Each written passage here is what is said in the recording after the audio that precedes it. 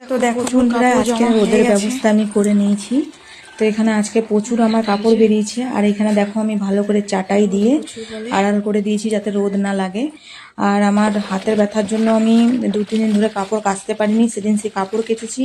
আর আমার হাতে প্রচণ্ড ব্যথা করছিল, ডান হাতটা, যার কারণে আমি কাপড় কাচতে পারছিলাম না। তো আজকেও কাচ্ছি, তো আজকেও মাঝে মাঝে এত ব্যথা করছে, কনকন করে উঠছে।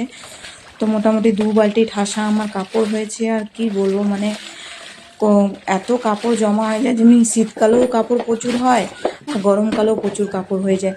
তো এখন আমার রান্না বান্না করিনি, শুধু ওই সকালবেলা দেখালাম যে ছানা ছিল, আর 2টো রুটি করলাম আমি খাবো বলে। ও ছানা খেলো আর আমি রুটি খেলাম। খেয়ে পরে আমি এদিকে ভিড়ে গেছি, এখন রান্না বাকি আছে, রান্না ঘরের কাজ সব বাকি আছে। আগে বললাম কাপড়গুলো কেচে মেলে দিই, এরপরে আরও রোদ উঠে যাবে আর জলটাও চলে যাবে, লাস্টে জলটা পাবো না, তখন অসুবিধা হয়ে যাবে।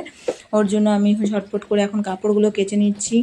আর আজকে যেহেতু মঙ্গলবার, তো নিরামিষ রান্না আছে, তো চান টান করে একইবার রান্না বসাবো। তো এই জন্য এখন কাপড় কাচতেই কাপড়গুলো করে নিচ্ছি। তো এখানে আমার সব কমপ্লিট হয়ে গেল, এখন মেলে নেবো। আর যা রোদ আছে না আমার বাইরে, দেখাচ্ছি তোমাদেরকে কত রোদ। আর তো আর দেরিও অনেক হয়ে গেছে, কেন কি 12টা প্রায় বেজে গেছে। এখন আমার চান করতে, ঘর পরিষ্কার করতে মোটামুটি 1টা বেজে যাবে। তারপর পুজো করব, তারপরে আবার রান্না করব। দেখি তারপর আজকে আমি নিরামিষ কী রান্না করব, সবজি তো আছে, দেখি কি করতে হবে। তো চলো এবার কাপড়গুলো মেলে নিয়ে আবার দেখাবো কি রান্না করছি। তো পরে দেখা হচ্ছে বন্ধুরা আবার অন্য ভিডিওতে। তো দেখো কত রোদ আছে বাইরে, আর আমি 2 বালতি কাপড় এখন কিছুটা উপরে মেলে দেবো আর কিছুটা নিচে মেলে দেবো।